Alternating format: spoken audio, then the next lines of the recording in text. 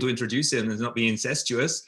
So today's speaker is Xavier Garbet, if anyone in this festival needs no introduction, it's Xavier. But he did his undergrad at École Normale Supérieure in Paris, had a graduate advisor, André Saman, got his PhD in 1988 on magnetic turbulence and plasmas. And in 1988, the same year, he joined the CEA, and he's been there ever since, which is remarkable. That's a 30-something year stint at the CEA. That's very impressive. Anyway, Xavier is a leading theoretician, of course, on tokamak physics. But possibly most notably, has been a visionary and champion of direct numerical simulations in the study of tokamak physics, and in particular in the framework of gyrokinetic theory, of course. And has done tons of work on plasma instabilities and transport mechanisms for fusion plasmas, as we all know. But Xavier is also, of course, the co-founder of what we're at right here at the festival, along with Pat and Philippe. And so therefore really needs no introduction. And so Xavier, why don't you take it away and tell us what you want to tell us today? Actually, I don't know what your title is, sorry, but I'm sure you're going to tell us any second now. I'm going to show it now. No problem. I have to share the screen now, I think. Thanks, by the way, Nick, for this very nice introduction. I think that would be the one. So here's the title. Do you see it full screen? Yes. Yeah, good. Can you hear me? So here's the title. You see, understanding staircase is very modest. Obviously, I'm not going to solve it today. By the way, thanks for the invitation. And as some of you, I attended the KITP program, which was precisely on this subject. So staircase 21. So no doubt that, so I got some input from that, but no doubt that I will be able to cover the whole subject. So as you would expect, I will essentially address the plasma physics point of view, fusion. Of course, I am indebted to a number of colleagues for input there. I didn't know how many outsiders from fusion would attend, so I prepared an introduction to thermal transport and fusion magnetized plasmas. Hopefully it will be useful.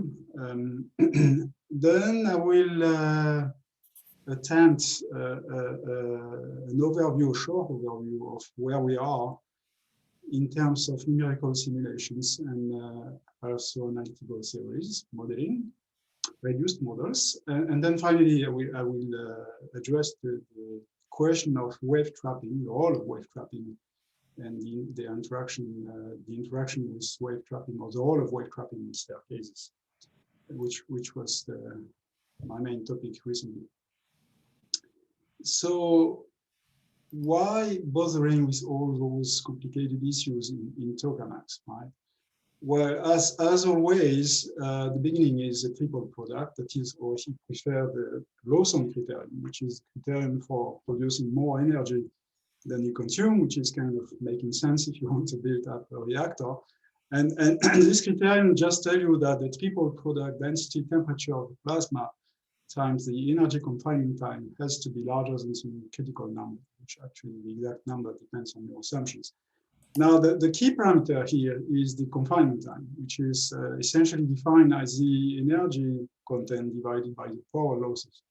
Now in the tokamak plasma, most of the losses are conductive. So essentially, if D is the diffusion coefficient, you expect a very simple expression for the energy confinement time, which is just the square of the plasma size divided by the diffusion coefficient. And for ITER, for instance, the plasma radius should be 2 meters. The diffusion coefficient should be a few meters squared per second. So you actually get the 4 seconds or so that you expect for the energy confinement time. Of course, in reality, the scaling is more complicated, as we'll see.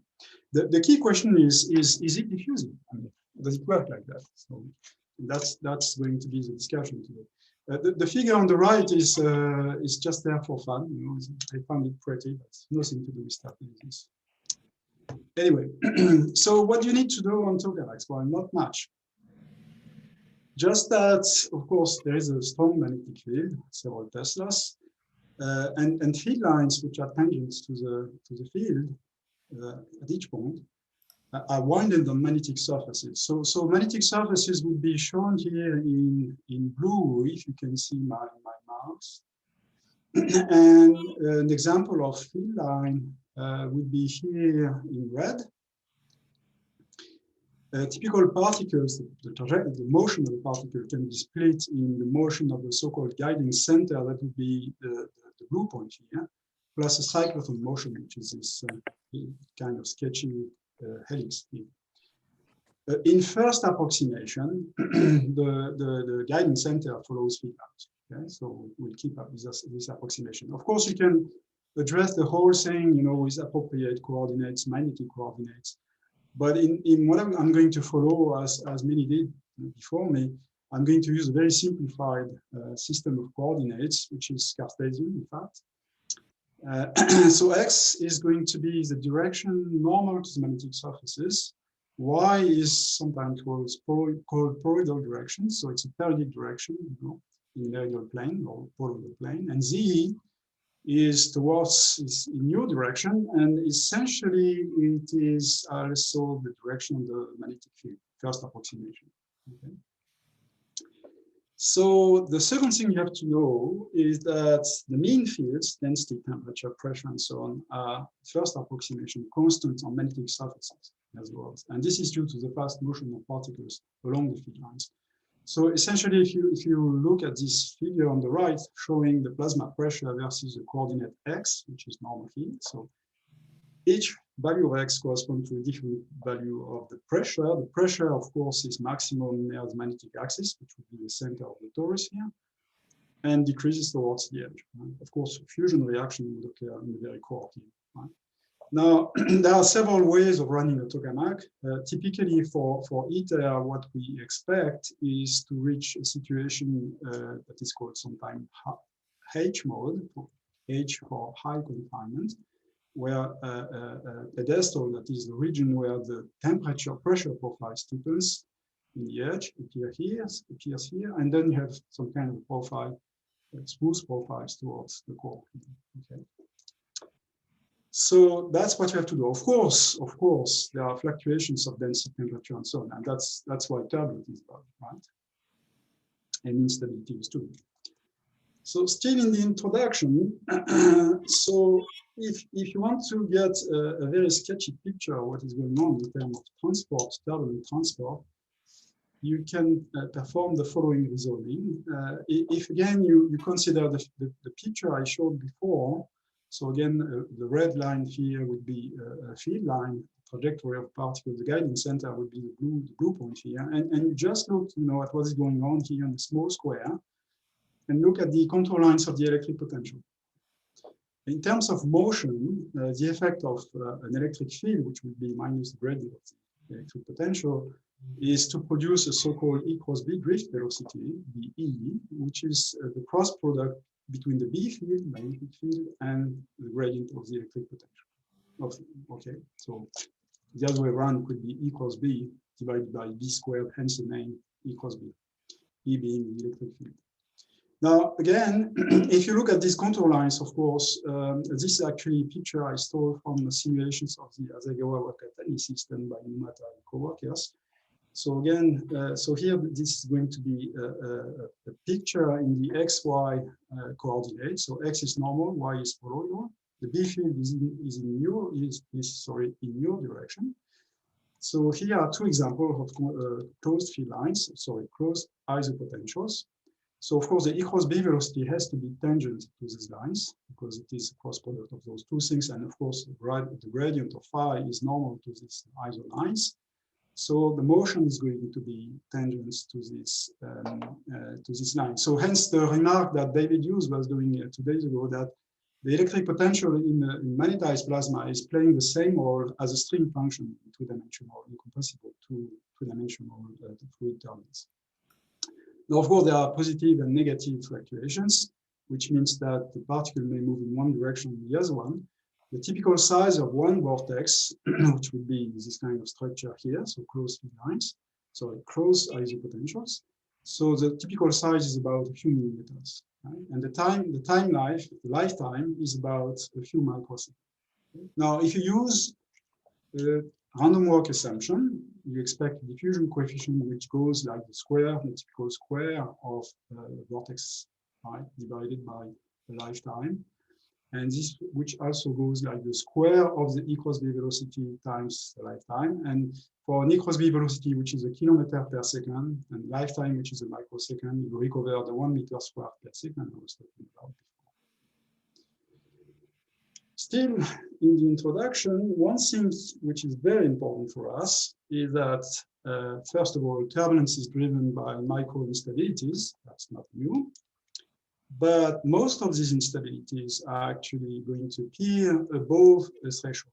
And this threshold, stability threshold, is expressed usually in density gradient, dn over dx here. So x, remember, is normal, the coordinate normal to the magnetic surfaces. And along the vertical direction, we have the same thing for the temperature. Now, of course, if there is no gradient, no instability.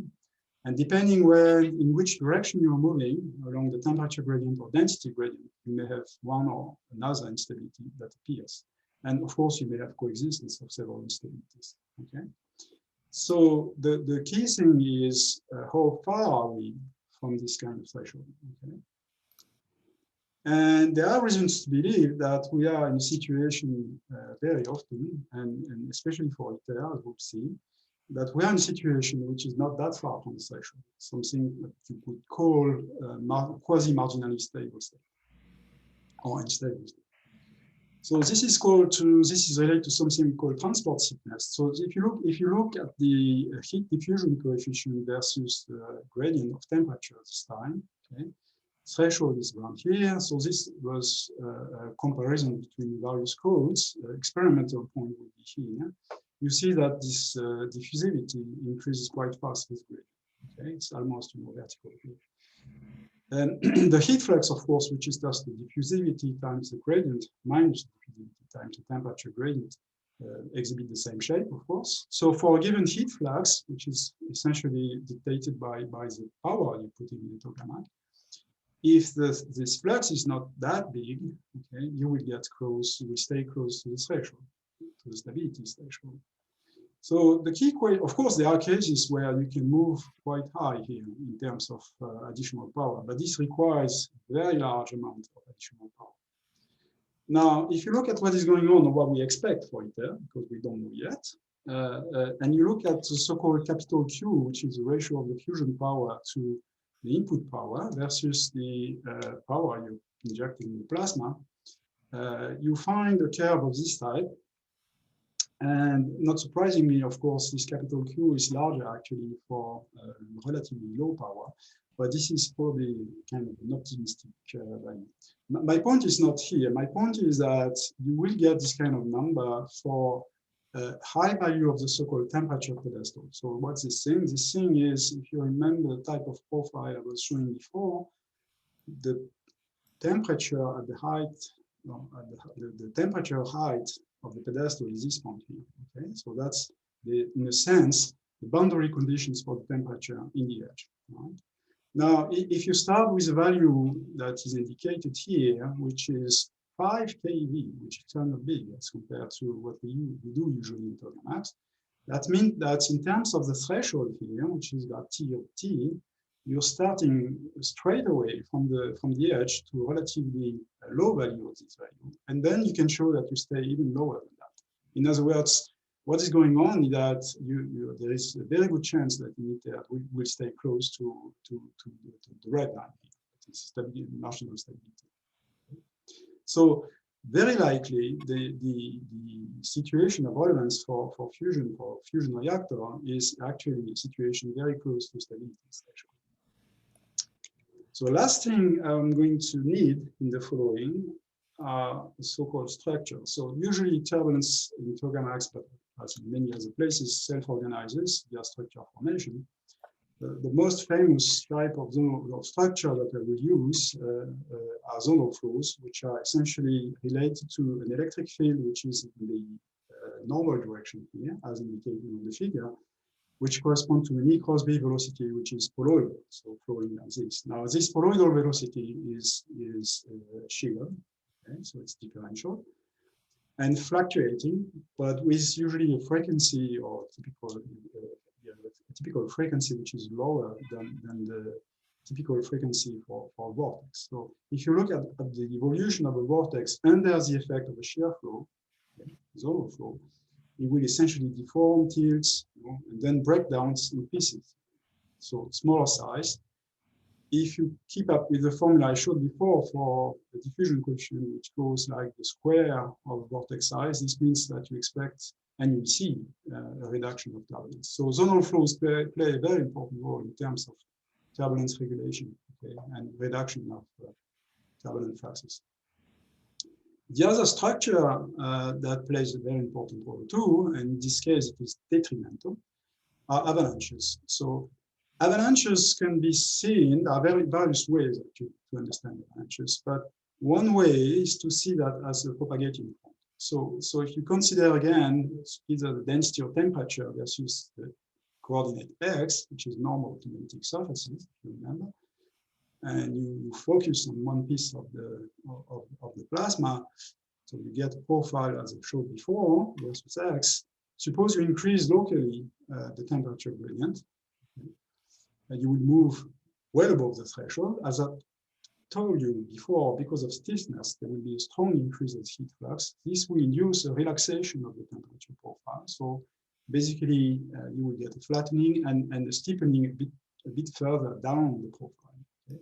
So basically, at the end of the day, what you get is a front in terms of temperature steepening here, which propagates downward. Now, you can do the same kind of reasoning with a hollow, right? with a depletion of your temperature. But in this case, it's quite easy to show that it will move upward. So that in both cases, what will arrive is an increase of the flux, the heat flux, due to this kind of forms. That's why these avalanches are detrimental. Right? They are responsible for huge, large-scale transport events, essentially. So I think I'm done with the introduction. So sorry for those who, of course, know that very well. Maybe it was useful for the others. And I'm arriving to the overview, a brief overview of what we know in staircase. Again, infusing context. Okay? First of all, I have to tell you a word, a short word, on the way we model turbulence in magnetized plasmas. Essentially, we do that by solving either fluid equations, so MHD, for instance, or kinetic equations. That's the most popular way for turbulence. And we couple them to Maxwell equations. Now, in everything I'm going to show in the following, essentially, the fluctuations, magnetic fluctuations, were not computed. So it is so-called electrostatic approximation. So delta B is 0. And you're left with essentially an electric potential. So what you have to solve is a Poisson. So essentially, you solve either a Vlasov equation or Fokker-Planck equation for each species, at least electron and ions. And then you couple them to Poisson equations, which tells you essentially that the Laplacian of the potential has to be minus the sum of all species of the charge density. Okay? Now, in the case, I'm not going to bug you with gyrokinetics, which is a way of doing this by reducing the dimensionality. But the only change is actually that then you have to change the vacuum permittivity by polarization permittivity. You have an example here on the right showing contour lines of the electric potential computed with our favorite code here in CA, which is Gisela. And as you can see, it's more or less looks what I said before. You will notice that turbulence is stronger in this kind of place here as compared to this one. This is because most of these instabilities that I've been talking about are essentially driven by some form of interchange type. This is not MHD interchange, but it's a variant of it, a kinetic variant. So I'm arriving at two staircases. So this is coming from a simulation that were performed by Guillaume Distratelier, so he's here, so you'll be able to comment, which shows the E cross B shear rate, so dV over dr, V is the E cross B velocity associated with zonal flows, so versus normalized radius x and time here, right? And you see the picture is very different from what I showed before, right? It is, you see very clearly stripes, So this would correspond, this kind of stripe here, I'm showing the mouse, would correspond to shear layer. And you can see also this kind of events here, which are directed, okay, in this case, outward, and these are actually avalanches. Okay. So you can see this kind of stratification as, so it is called staircases, and it is essentially an array of shear layers that bound avalanching areas. And this is seen usually in situation close to the threshold. That's why I was making this remark as to the relevance of marginally stable state or unstable state. Sorry. And it is seen in many simulations now. Okay. Most of the simulations close to the threshold now do see this kind of patterns. And there is also consistency with some observations for density fluctuations and temperature fluctuations. So I will not comment on that. If you zoom, what is going on again, for instance, in terms of temperature gradient versus normalized radius, in the proximity of the shear layer, you see this kind of behavior, which is very typical. So the poloidal velocity here is maximum. It is here, sorry, that's the blue line here. The shear rate, which is derivative, actually, is given in red here. So that's why we had, red and blue stripes in the previous figure. And the temperature gradient, not surprisingly, is maximum in this region, right? Near the maximum of shear rates. So the interpretation for that is, as I said before, that zonal flows play a favorable role in terms of reducing transport or fluxes and therefore increasing temperature gradient. Okay. And this was, so why is it called staircases? Well, this is again coming from a paper by Guillen. If you look at the temperature profile and try to pressure profile in that case and try to schematize it, what you see, in fact, are regions, shear layers with maximum of poloidal flow or mean flow here, where the pressure gradient is strong, and then in between regions where avalanches propagate, and because of the large heat flux that is associated with avalanches, flattening the pressure profile. And here is your staircase. And there are a number of theoretical models that I will comment a bit after, at least for those two. Now, this is seen, as I said, in most simulations. This is an example that comes from Tutor's groups, showing, this, in this case, again, the radial electric field. So you can translate it into poloidal velocity, if you want, versus time. And this is radius, so x coordinate again, with these very characteristic stripes. Okay. Same for the temperature gradient. And for the heat flux, you see those, those bright spots, which in fact correspond to avalanching events. Okay. And all the simulations look alike, I would say. There was some debate in the community on whether this was only for so-called ion turbulence, so situation where the temperature gradient, the ion temperature gradient, is responsible for turbulence, and where you can simplify the electron response to so-called Boltzmann response. It is the density fluctuations proportional to the potential perturbation. But in fact, if you allow electrons to evolve kinetically, if you solve a full Versor equation for the electrons, you do see the same thing, at least in some parameters. So here's an example on the left, again showing equals V shear rate versus time and space from the Beirut group, I think, and this is coming from South Korea, I think. So showing again, these very characteristic stripes in shear layers, and the same kind of phenomenon, some kind of behavior for the heat flux and temperature density gradient in this case, sorry, and so on, and the equals V velocity. So it's very, very universal, provided you're close to the threshold. Now, there is a dynamics here, which I think is reminiscent to what is said in the geophysical fluid dynamics context. That is, so this is actually an example that comes from two-dimensional ITG turbulence. This is fluid equations, by the way, which tells you that this is not only related to kinetic effects, certainly not. So again, this is showing shear rate, flow shear rate versus x here, so normal coordinates, and time. And you see that there is a whole dynamics here, which is kind of rich. You can get, seeding here, so split. So you see one layer splits in two.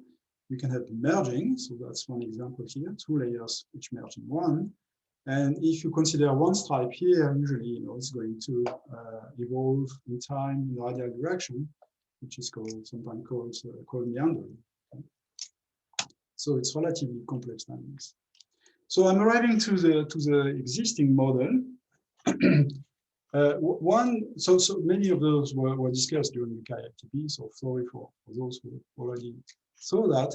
But anyway, it's good to see a summary there. So the one model is actually based on the fact that the Fourier law that I mentioned several times may not be a good model. If you replace it by time evolution equation of the heat flux, so Q would be the heat flux in this case, with an equation of this time, where Q naught of T would be given by mean field theory for the heat flux, you arrive to an equation over the temperature, which is of this kind. So T is the temperature, so this is very much like a diffusion equation for the temperature. With hyperdiffusion, the new term is this one, okay, which involves the second derivative of the temperature, plus of course some nonlinearity. If you solve this, you get a temperature profile which is schematized here with peaks, spikes in the temperature profile, which you can interpret as a staircase. Okay.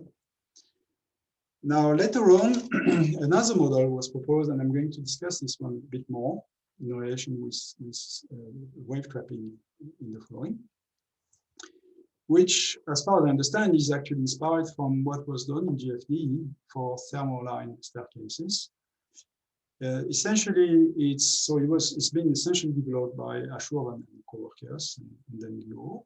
It's a free-field model that describes density, vorticity, which is the second derivative related to the second Laplacian of the potential, electric potential for us, and turbulence intensity. Now, the key thing is that if you consider the expression I gave before, which is random walk, L squared divided by a lifetime, and look a little bit more closely to the mixing length here, L, usually, in most models, at least in our community, you would get, just take L naught, which actually would be proportional to the island number radius. But in situation where strong gradient of the vorticity develops, okay, so vorticity would be here Q, density minus potential of potential, so that would be essentially potential vorticity, sorry.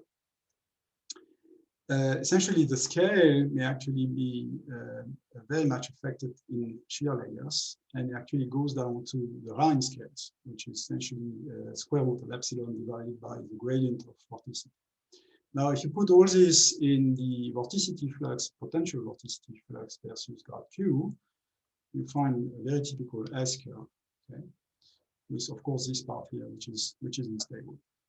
Now, if you solve for this, essentially you find this kind of behavior, which shows density gradient versus, again, the x coordinate and time, with at the very beginning a very clear stratification, and then merging of the various shear layers until you arrive to a point where essentially you get only one, which is in our jargon a transport variant. Now, I should probably tell you, looking at the numbers, that in fact this represents, you see, it's a log scale, so it represents a very long time scale. So in terms of comparison with the gyrokinetic simulations, I think my guess is that in fact most of the gyrokinetic simulations I showed before correspond to to the first part. Okay, so we were not long enough to see this kind of final step. And the model was able also to predict the number of height of steps, which is here. This is the number of steps versus Gardel. Okay, so kind of complex. So now I'm going to arriving to the last part, which is the role of wave trapping in staircase, which is essentially what we did. So thing is, I'm going to be interested here in a static situation. Okay, so I'm not going to investigate the dynamics of the shear layers. So essentially, in this case, staircase is just, a static array of shear layers that bound avalanching areas. So what you will show today is that the model can predict the amplitude and spacing of the staircases.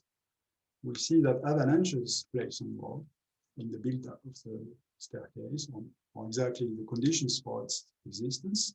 And we see also the effect of a mean shear, okay, which is on top of the zonal flows which are fluctuating. I will not address the question of steady emerging dynamics. I will say a few words on the question of feedback of profile corrugations in staircases. So of course, gyrokinetics, six-dimensional kinetics is out of scope for an analytical model, as you may imagine. Okay, so the prototype for drift waves, which are favorite instabilities, or waves, I should say, not necessarily instability, is given by the Xavier equation, which is the counterpart of the Charney equation for Rossby waves, okay, in GFD. So essentially, it is an advection of the vorticity, potential vorticity, assuming that the electron density response is adiabatic. So potential vorticity is essentially electric potential minus its average in the polar direction minus adaptation. And there is a piece here which is essentially an advection along the y direction, and that is of course connected to the fact that the drift waves propagate, okay, in the polar direction. So the geometry is very simple. So x normal direction, y polar direction, z is a uniform, no curvature. Of course, we use normalization. The time is normalized to sound speed divided by density gradient. Distance is normalized to normal radius, okay, and phi is normalized to a weird quantity, which is so-called mixing length estimate, okay, what you expect at saturation. And the E cross B velocity is the one we use, I showed before already. Now, the Xavier equation, and it's causing the Xavier-Garbet equation, is still, of course, can be computed numerically easily, but is still, of course, difficult to address analytically. So the one way, there are several, but one way is to use a statistical approach. It is a description where you represent wave packets, or you consider wave packets as quasi-particles. And you look for the distribution in terms of position and wave number. So the wave, the phase space in this case is the phase space in position x and wave number. So x is only here the radial direction, the normal direction. There is no dependence in the y direction. The reason is that zonal flows essentially depend on x only. Okay? So the wave kinetic equation, which is an equation of this distribution of quasi-particles or wave packets, that is called sometimes wave action density, is essentially, in fact, Fokker-Planck equation, where the operator here on the right, which looks like a Boltzmann collision operator, represents the nonlinear wave-wave interaction between the wave packets. Okay? It's kind of intricate. The advection here, the n over dt, is essentially telling you that the distribution of quasi-particles is constant along the rays, okay, along the ray trajectories. So essentially, it's an advection in x at the wave group velocity. Omega is the frequency of the drift wave, depends on the wave number, of course. And the very important point here is that there is also refraction, and this is essentially due to zonal flows. Okay, that is, refraction is due to the shear flow, the derivative in the x direction of the polar velocity of the zonal flows. So in this case, the staircase is, highly schematized here by a series of shear layers where the velocity here depends on the x position in time. So here's another one, and in between you have wave packets that are going to be considered as avalanches, proxies for avalanches. This is a rather strong approximation because there are several mechanisms for avalanches. Okay, so that's one option where you imagine that avalanches could be due to wave packets that propagate in the radial direction. That would carry heat flux with them, essentially.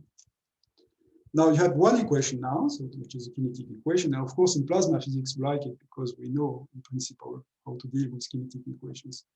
The other equation, of course, you need is an equation that rules the velocity of zonal flows. Okay? So essentially, it's a momentum equation.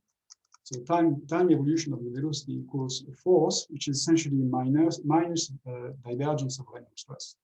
Okay? Plus a friction that I'm going to neglect actually at the beginning, and the viscosity. Okay? And of course, if it is steady state, if the staircase in terms of shear layers, it's assumed to be steady state, this has to be 0. Now, the zonal force, that's a nice part of it. It's been known for, of course, a long time. Can be related to the wave action density. Okay, and this actually traces back to particularly the work by Pat in 1998. So, of course, the kx, ky here, which is radial and poloidal wave numbers, is reminiscent of the fact that the stress tensor is Vx, Vy. So now you have two equations, one in the wave action density n, Vlasov, Fokker-Planck, plus an equation about the velocity of zonal flows. And this is quite powerful, okay, at least more or less. Now, this, of course, needless to say, this has been studied a lot in the past. Could I harass you a second here, yes, Xavier? Please. Could you go back one? Because, no, forward. Did you integrate by parts or something? Is that a dn dx or dn dk? Radial. It's really dn over dx. In other words, it's d over dx of the whole thing because it's a divergence of the stress tensor. You put the other d by dx through, and then you integrated by parts to get rid of the dn dk. Exactly. Yeah, all right. So, in let's say 20 years ago, I would say, a lot of people actually try to look for, well, first of all, they actually solve for, baths of zonal flows, kind of quasi-linear type of analysis. I will not address this. But they also found that there are coherent nonlinear solution of the wave kinetic equation plus momentum equation, okay? And essentially, if you actually add anti-diffusion, which is what Pat was just referring to, this diffusion coefficient, which is negative, plus hyperviscosity, plus nonlinearities, plus friction, okay, you find a periodic solution. So this would be the zonal flow velocity v of x versus x,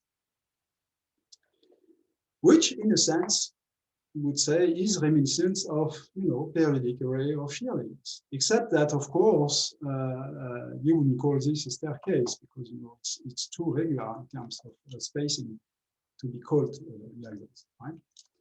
But you will notice that all this right well before the emergence of the staircase theory, which was just 5 years ago or so. So the question is, can you find coherent solution of the wave kinetic equation coupled to the momentum equation, which would be more like staircase?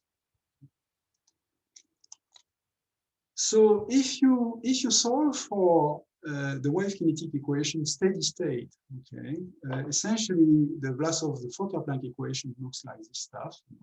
This strange thing is a Poisson bracket between the energy and the wave action, equals still to this strange collision equation, which represent again nonlinear wave-wave interaction. Now the Hamiltonian here, okay, looks like this. It involves the second derivative of the frequency with the wave number times kx squared minus zonal flow velocity times the wave number, the poloidal wave number. Now let's assume you consider one stripe, so zonal flow velocity versus x of this form. What you get, that is just a cosine function, for instance, what you get is essentially a pendulum equation. Okay.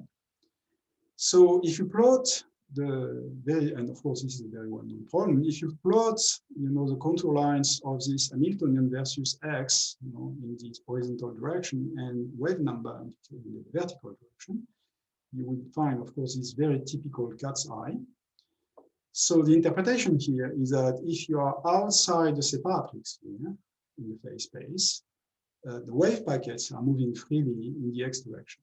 Okay, so towards the right here and towards the left below the superpackets. So this will be, as I said, proxies for avalanches, which propagate freely in the radial direction. But if you look what is going on inside the island, the refraction is so strong due to the zonal flows within the shear layer that a wave packet is going to bounce back, okay, then move backward until it arrives again to the same kind of strong refraction, and then move back again. So, and that's what is called wave trapping. Okay. So essentially, in this situation, what you expect in the case of a staircase is, passing wave packets outside the shear layers, avalanches, and trapped waves within the shear layer. And in principle, you have to account for that when you solve the Lassor equation, okay? Or the wave kinetic equation, to be more precise. So the way it's done is, not surprisingly, that if dissipation is small, okay, then the density, the wave action density, is some function of the energy plus correction, okay, that you solve perturbatively. So typically, and very schematically, what you expect is that if you start with a spectrum, it is n in blue, okay, which is some function of kx. It's also a function of ky, of course. So typically in the tokamak, that would be a k-3 type of spectrum. When you arrive close to shear layers, in this region here, what you expect is a flattening of this wave action density.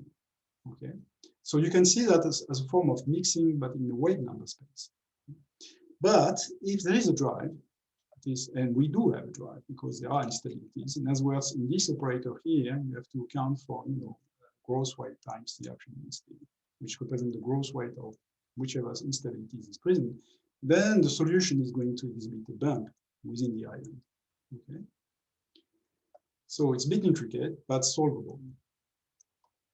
So I'm not going to beg you with the detailed calculations, of course, but what is important is that it appears that you can compute the zonal force, that is the force that appears, that we just discussed with Pat, that is F, as a function of velocity, on the zonal flow velocity.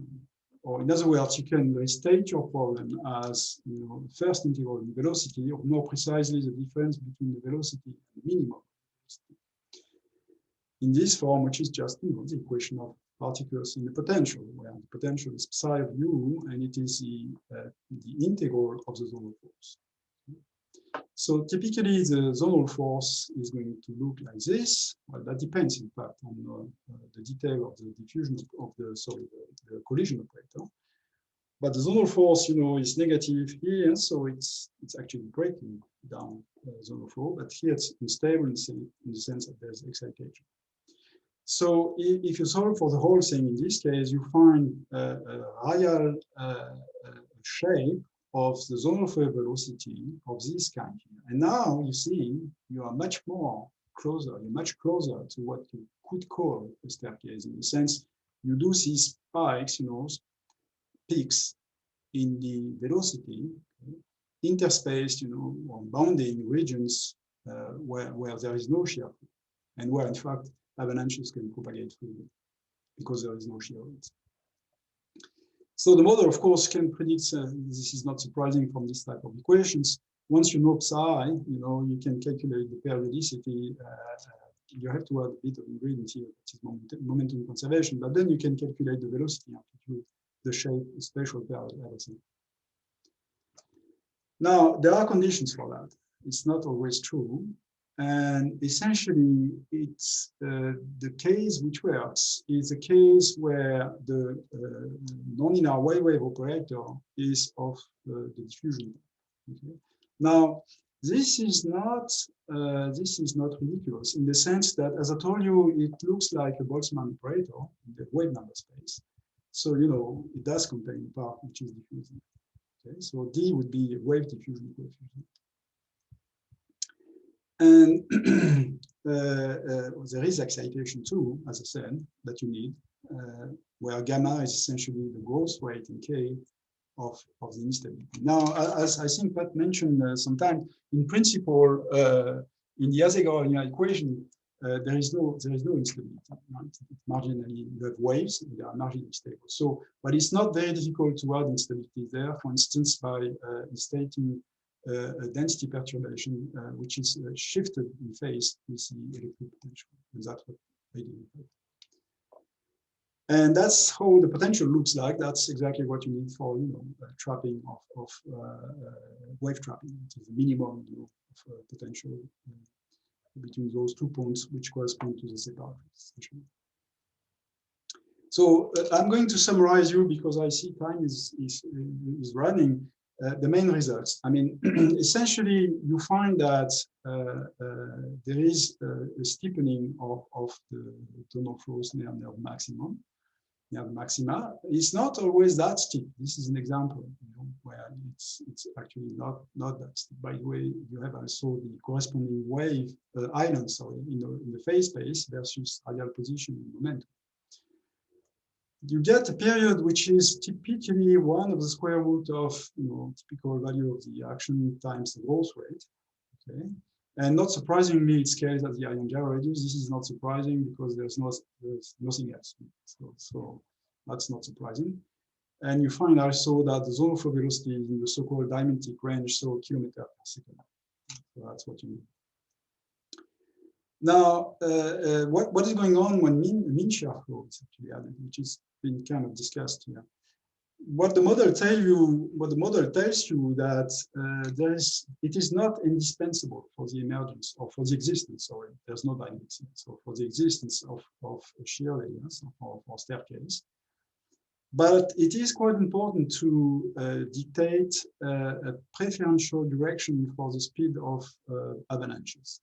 Okay, so in what I showed before, avalanches can propagate in both directions, and there is no asymmetry. In the case where there is a mean shear rate there, the group velocity actually is going to be proportional. The mean group velocity is going to be proportional to the shear flow rate of the mean flow. And that's consistent with previous simulations from 10 years ago and also models that were proposed at the time. Okay, so that's not new at all. Just for fun, I show you an example coming from Gisela. So it would be here in this case, velocity, zonal flow velocity versus radius, x coordinate here, the corresponding type of ion. You see it's kind of shaky, it's kind of different, so it's hard to make a comparison with what I showed before. In particular, you have cases where you have this kind of flattening here near the exponent, which is kind of consistent with what I said before, but also there are cases where you do find a very normal exponent, which would correspond to a cosine type of structure, which is also what you see in the profiles.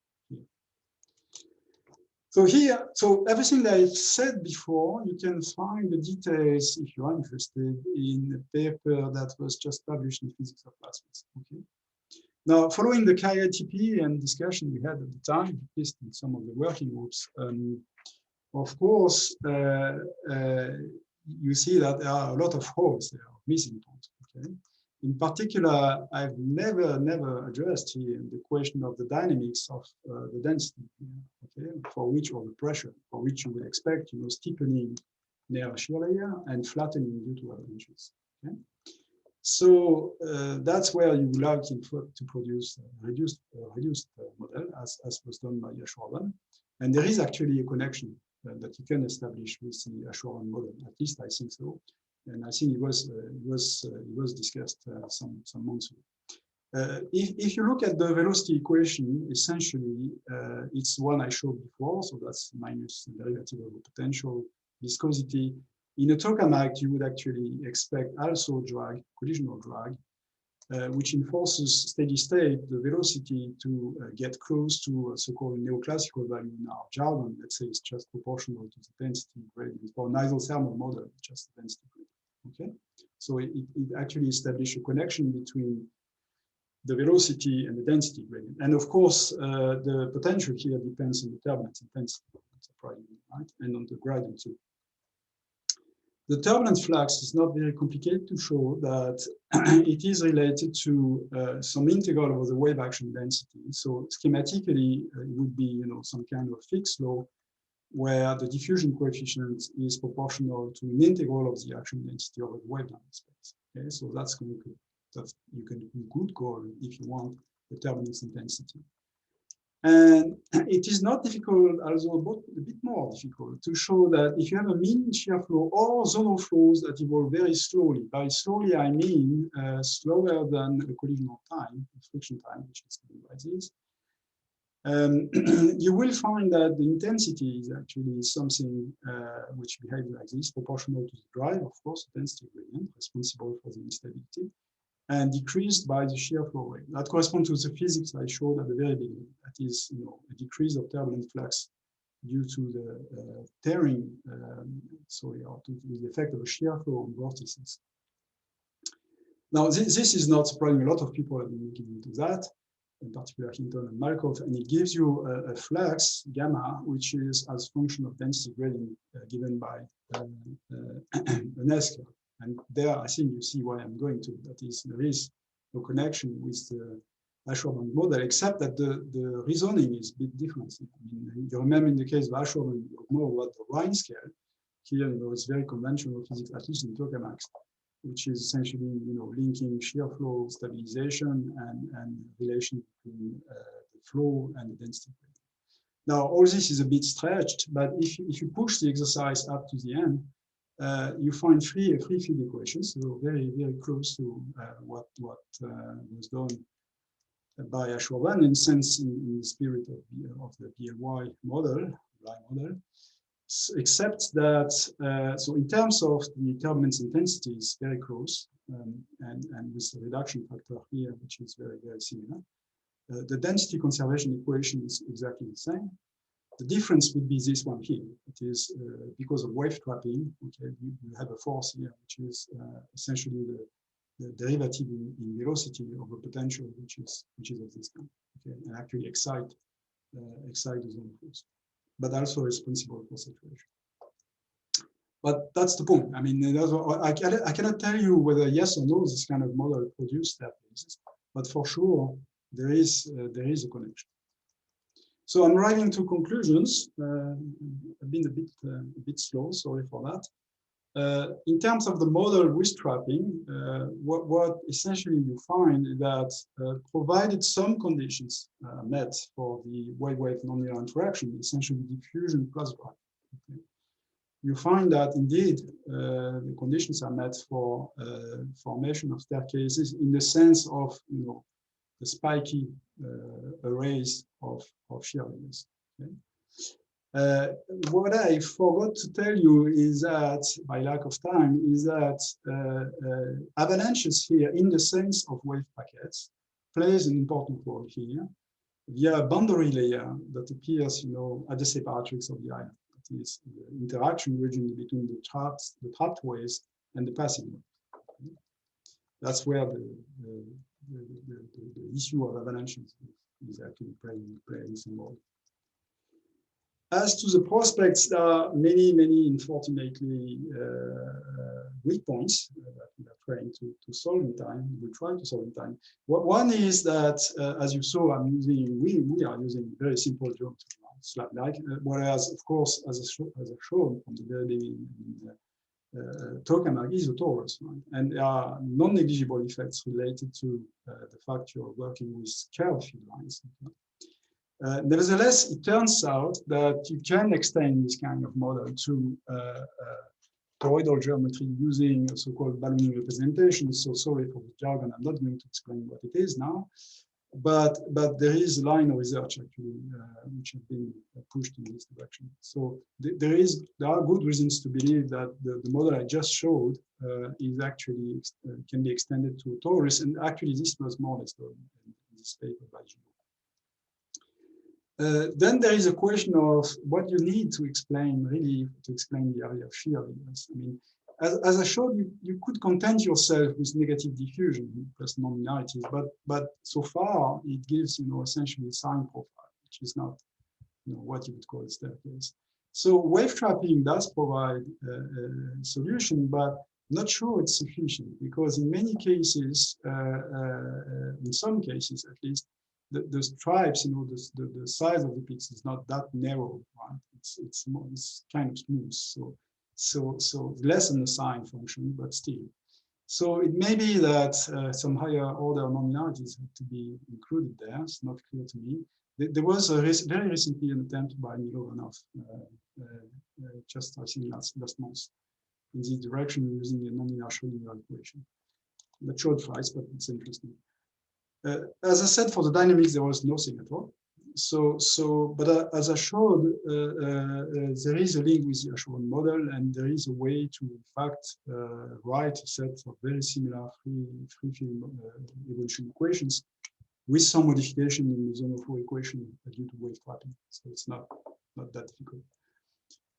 Now, one key question we have in our community, and I didn't see anything similar in the GFD discussions, is whether yes or no avalanches, which are those events which are kind of fast in the radial direction, are needed or indispensable or necessary to explain the staircase's dynamics in details or not. Okay. And I think we'll stop there. Thank you for your attention. Thank you, Xavier, for that very informative and clear talk. Thank you. Questions? If you want to raise your hands, we'll try and get you guys in order, and maybe we can find it to one question per person and cycle through. Who's going to start? Patrick, you came up first. Oh, if you're going to play I actually have several questions. Am I held to one, or do I get to ask two? Unless they're very closely linked, let's do one at a time, just to get everyone a chance.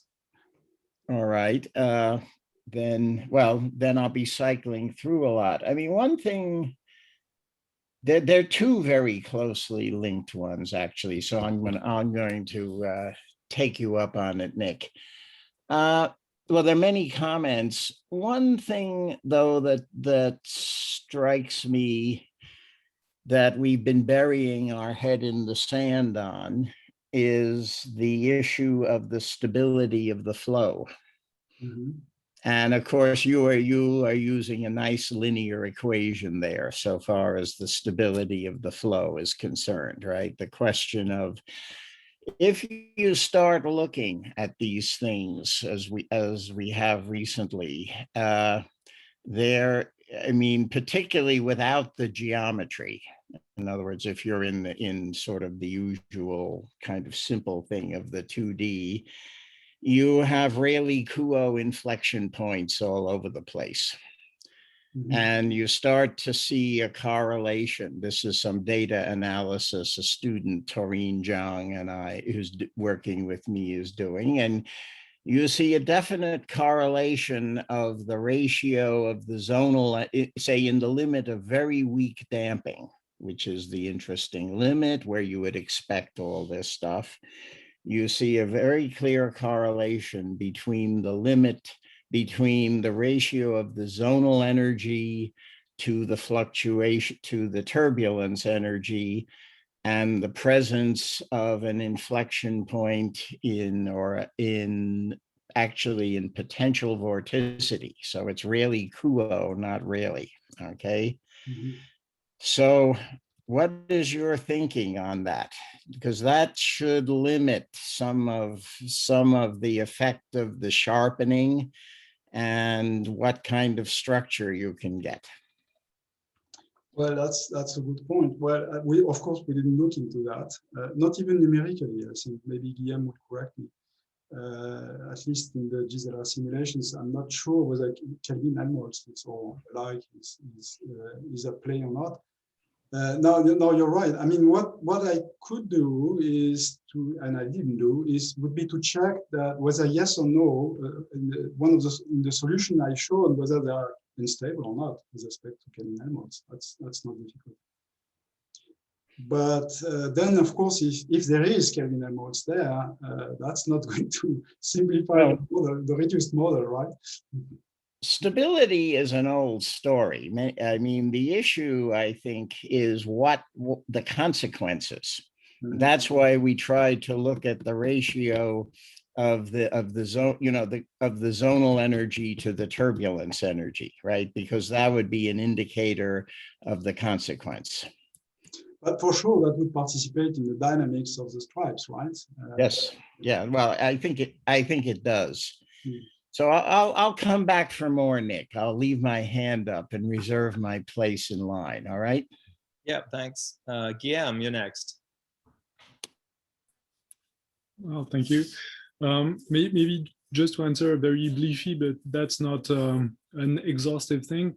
The only region we did find some indications of Kelvin-Helmholtz possible instability is close to the edge with a limiter. And that is an extremely large shear layer as compared to what you have in the core. So I would doubt that the core would be unstable to Kelvin-Helmholtz, but geometry matters, sir. Yeah, yeah. But the question is about noise. Again. Absolutely. Because you need, you're going to trap your waves in the O point, and you have a wave propagation in the X point. If you add a little bit of noise, you're going to kill your X point first, and you're probably also going to deplete the trapping of the waves. So the question is, well, how much the wave trapping is robust to any type of fiddling with this nice cat-eye structure, and if you perturb this a little bit, how much you need, I guess, the X point and the propagation to get the correct structure, or how much you need the closed cat-eye loop to get the trapping. Well, in fact, that was a starting point. That is, we know from Hamiltonian chaos that the X point is weak, fragile, say, and the O point is robust, right? So of course there is noise and noise, but my guess would be that indeed you would keep wave trapping, because this is something which is close to the O point, okay, near the flow maximum. And whether you weaken the separatrix and the X point and so on, I don't think it's that much crucial for the whole dynamics. So of course, as I said, it's all about boundary layer. So sometimes details matter, but overall, I would say that if you have noise there, you would expect that trapping will actually survive. Like, BGK state, it's exactly the same thing. But then would it be an indication that what you define as an avalanche, which would be the radiation of the wave away from the trapping region, would actually be non-important, or not so important? Well, this I don't know. That is, as I said, of course there is. It's a crucial. The separatrix is crucial region for the interaction between avalanches and the trapped waves. And if there is noise there, I don't really know what will occur. But I would guess that avalanches will propagate as well. Trapped waves will be still there near the 0 point. And then we have a mess near the separatrix, which I don't know about, but I'm not sure it's going to change that much the picture. That would be my guess. I could be wrong. Okay. Well, thank you. David, you're up next, and you also know about noise, so maybe you can jump in. I'm not jumping in anywhere. Xavier, your final point seems to me kind of crucial in a way. Are avalanches necessary, or are they, for staircase formation? Because it seems in the plasma world, if I understand it correctly, that avalanches and staircases go hand in hand in some sense, whereas in all the stuff we hear in the fluids context, they're not really mentioned. So is there something, do you think, not in the detailed plasma physics, but in the dynamics that you can pin down in the plasma problem that is fundamentally different to anything in the fluids problem, given that there is also all of this kind of analogy between various plasma models and fluids models? Does that make sense? Well, is your question what is different between fluid and what we do, right? Yeah, I mean, but not in the. Of course, there's loads that's really different. But I meant in, you know, is there a different sort of instability building up, or what is there? I mean, but another way. Sorry. That's the point. I don't see that much of difference. You know, the instabilities are not that far. I showed cases where you see staircases with fluid equations. That was the paper by the group in Oxford, your country, Chekochikin and others, and this is the same thing. You know, well, there is a story of the threshold. Is that so different with what you see in fluid dynamics? I don't think so, right? Although there's a lot of flows which are subcritical, but at least in what I saw, I'm not sure that much of a difference. That could be the difference, in fact. Could I just jump in here? I think there's a difference in the world of Rostar. Ah.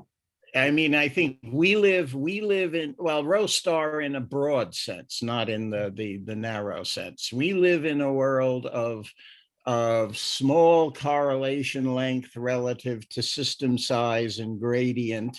And most of these fluids things are much larger on that ratio.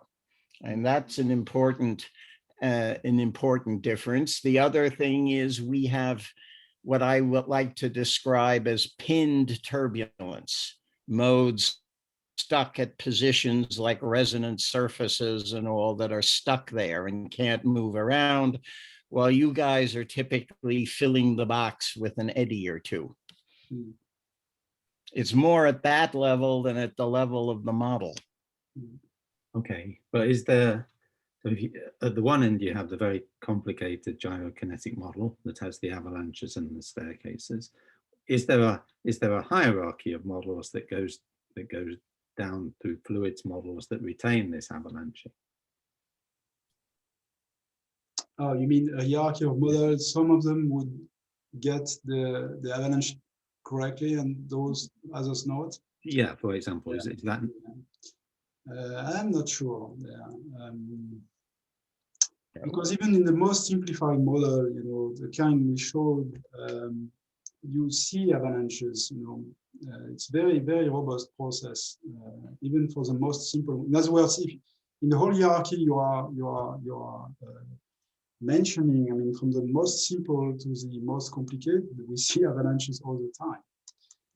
Because otherwise, indeed, there would be a simple recipe, which would be, you know, to switch the avalanches off and see whether staircases are still there or not.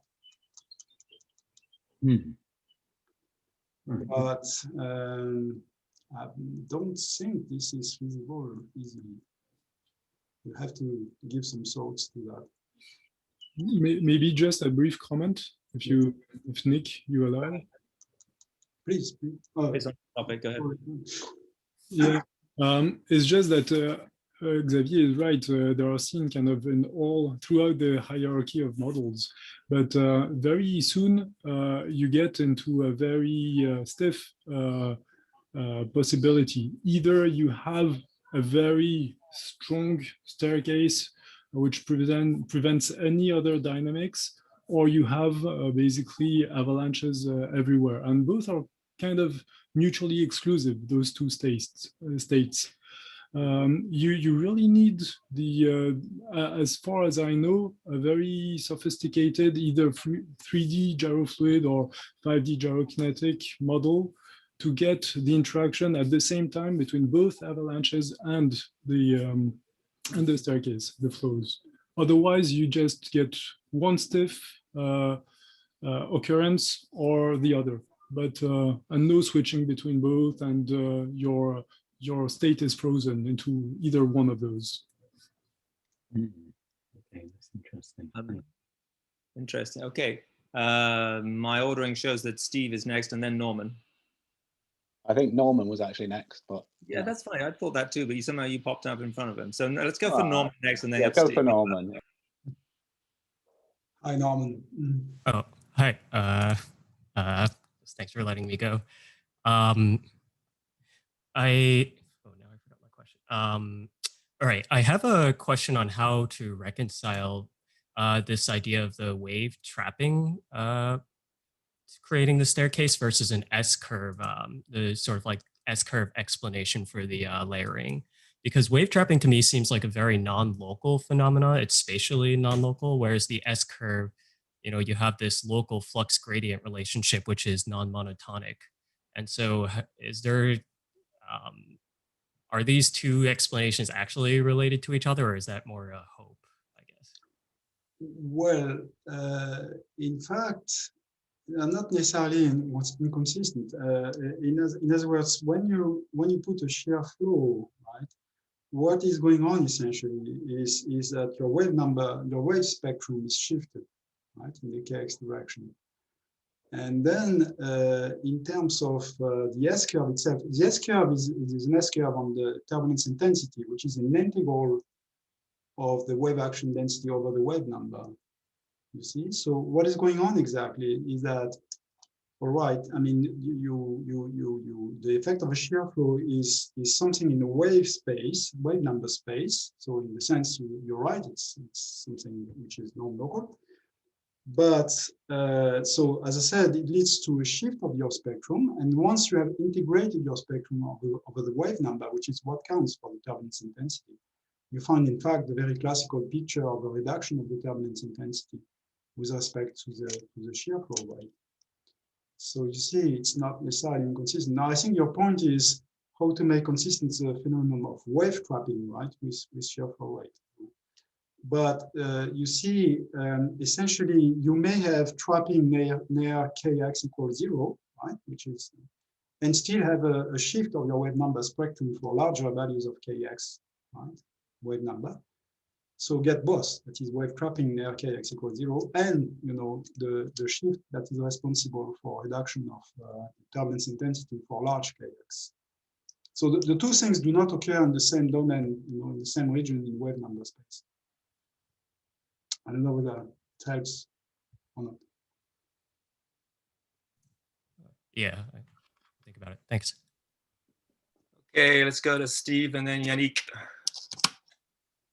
Hi, Xavier. I have a very naive question. It's kind of related to Pat's point. I mean, can you learn anything about the formation of these layers or shear flows from the way you get out of the layer formation regime? I mean, Pat talked about you know, instability of the shear flow, but could there be like a competing stress or which gets you out, and can you put that into your model?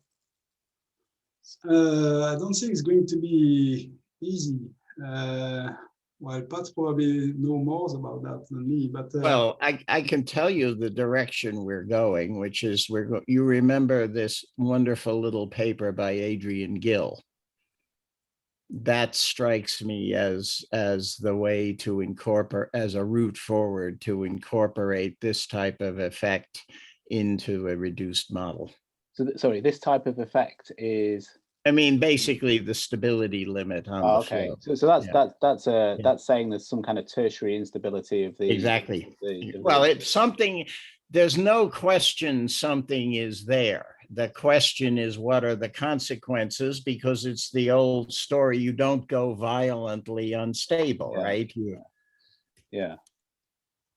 But I mean, when you change your parameter, you come out of this, eventually you come out of the zonal flow regime, right? And so you go from a state of where layering happens to one where it doesn't happen. I was just wondering if you can somehow use that to understand. It's almost like there's a bifurcation.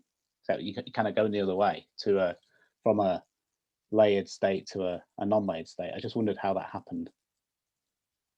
well, at least we could give some thoughts to it, but we didn't do it for sure. Yeah. Oh, okay. Yeah, maybe it's what Pat says. Yeah, it's kind of interesting. That's an interesting idea, actually. Yeah. It looks like Pat already did it. So. Well, yeah, as always. Not quite, but getting there. All right, let's go on to Yannick. I can hear me. Or Yeah. you to ask a question?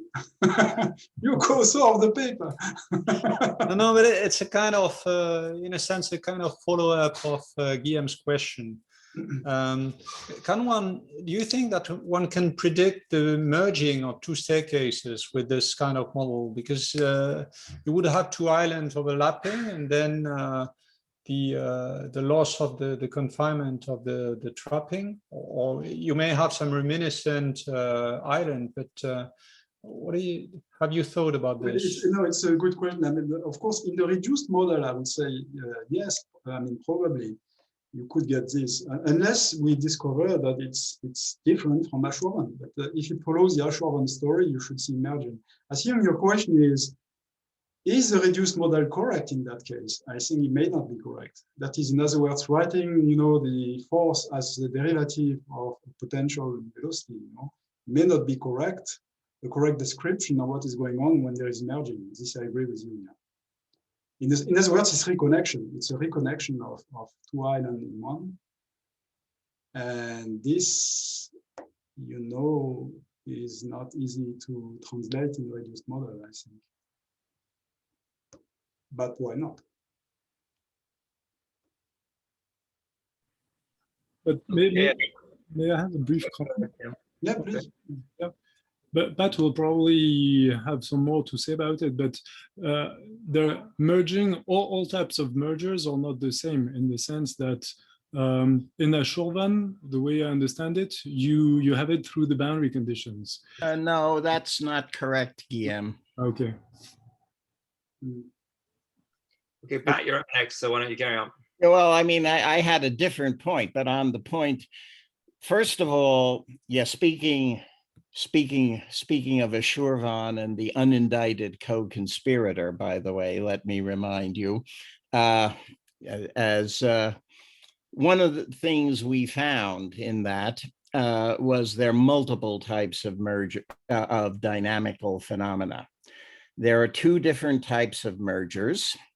Okay, they're not related absolutely to the boundary. They're the two types pointed out by Bomforth, and it's no surprise because it's the Kahn-Hilliard structure one more time in a sense. There's the two guys eat the guy in the middle and two guys just drive the guy in the middle out of existence. The other thing, which is more related to boundary, but is, I think, different from anything I've seen, is what we call the escalator state, right? Where you have the kind of propagating structure in the staircase up and down. So of course, in looking in the density, it looks like an escalator. So I would think this model, if it really is related, I think should be able to capture those kinds of a variety of global structures. Okay, and both in global states and different types of mergers. And it's not simply a boundary merger related phenomena. The other question I had, though, which is, I mean, more back to the issue of noise and avalanches. I mean, there's honor among thieves at some level, and saying the group velocity is a surrogate for avalanching really is a swindle even by our standards, right? I think you admit that, right? The group propagation is a purely linear effect that doesn't care about about amplitude steepening and so forth, right? Yeah, but the point is that for instance, the Fisher type mechanism is not there. I mean, that's the point. Yeah, but I mean, I think one has to face. I think there's too much of a fixation on the word avalanche in this dialogue, and I would say even kind of incoherent mode coupling, and it's something, with our recent paper with Ramaswar that I think brings out how this is a key player in this effect. And this would could appear as a noise or like a potential vorticity avalanche in a pretty picture, right? So it's easy to, it becomes a philosophical game of what's the label. But in other words, put it another way, the collision operator is not simply a Crook operator, right? It's spewing things around in phase space, and there's an incoherent noise source. Yeah. And all of that, but it's hard to get because nevertheless it's still an operator more or less complicated, but in a wave number space, right? I think you will agree with me on that. It's Well, hard to extract something that involves a derivative in X from it. It operates in both wave number and scale space, but I think an interesting thing to do, since we've done the hard work on that, is to make some comparison of the noise effects and say that, you know, the rotation frequency and things like that, and that will give you, I think, a kind of domain where it might work and a domain where it probably won't work. That's a straightforward exercise. Okay, we'll look into that. But by the way, there is in the reduced model I showed, there is another mechanism for avalanches, which is more in the spirit of coupling between the the equation over the intensity and the transport equation, which gives you fronts in fact. Oscar, you up? Yeah, hey, actually, I have a comment maybe. So if you take a look at Carnevale's formulation of wave kinetics, which includes sort of like direct interaction approximation, then it goes through some EDQNM, and then there appears some d by dk's and d by dx's of the group velocity in some sense, but renormalized because of the eddy damping. And that could be extended to include incoherent noise terms like mode coupling terms, the right-hand side in some sense of the wave kinetic equation. And those terms can have, with the same approach, it's like a scale separation approach in Carnevale's paper, but I think that's general. Pat has done a lot of work on that, Smolyakov, etc. All this stuff. Somehow they all point to the same thing. In the end, you can see actually everything has operators in all directions. So it's I see. That's interesting. So it's a d by, so you can get out a lot of d by dx's from the coherent noise term as well. But I think you need to go up an order or something. So unless you cheat, the terms you get are higher order, like spreading terms, basically. Yeah, but the question is exactly this, will the spreading invade these nice little separatrices, right? Exactly. That's the comparison. Yeah. I think our recent paper, I think, ground through in our own way the Carnevale mess. Yeah, so. Yeah, I agree. Okay, we'll give a look. Okay, looks like all hands are down apart from Oscar, which was just up, unless Oscar has another question. I think that's just left up from before. Well, Xavier, thanks very much for a very stimulating and interesting, great talk. I think the cat's eyes idea and the wave trapping was a new one to me, so that was very interesting to me. So thanks very much, and I guess see you all again next Tuesday. I guess that right? No, where are we? Tuesday? Yeah, next Tuesday, right? Next Tuesday. Yeah. Yes. See you there. Okay. When is the whole? We have the leaders here. We have one at least for me, the middle of the night. When is that Wednesday? Yeah, it's Wednesday. It's Wednesday midnight for you and 9 a.m. for us. But it's Wednesday. Yes, it's Wednesday. So Wednesday at midnight. Yes. Right, all right. Wait, so Wednesday midnight or Tuesday midnight? Oh no, for you it's going to be Tuesday midnight. Tuesday, Wednesday changeover, right? So there's 2 talks on Tuesday. Whoa. Are you in California, Nick? Yeah, I'm in California. So it's got to be Wednesday. It's got to be midnight on Wednesday, as in the beginning of Wednesday. I think it's the other way around. I think it's the beginning of Wednesday. That's right. So that's Wednesday midnight. Yeah, I said the Tuesday, Wednesday changeover. Yeah, right. Okay, You good. have two talks, one early on Tuesday and one late on Tuesday. Right. It sounds like Monty Python here. And now for something completely different. Okay, guys, have a good weekend. Yeah, bye. See you there.